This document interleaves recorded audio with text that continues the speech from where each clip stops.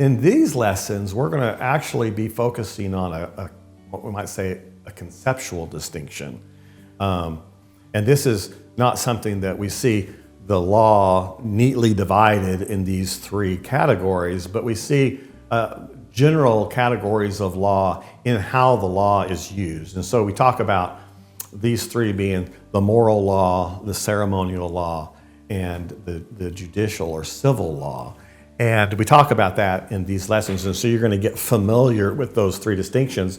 And in the next three lessons, we're going to look at each one in detail. But just for starters, we can see how the moral law is how we're to interact with one another, how we're to treat God and one another. The ceremonial law we might just refer to as all those laws that governed the tabernacle and the priesthood that functioned within the tabernacle system or the temple system. These would be laws related to the sacrifices and offerings. And then the judicial law is that case law that if this happens, then do this, and it's really about justice, and it's about punishment of sin and restraint of sin through the legal civil punishment that was delivered through the law.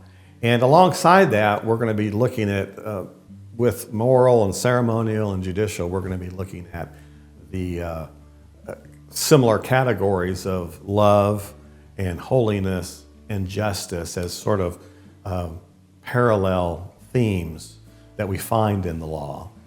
So that's an introduction to this lesson.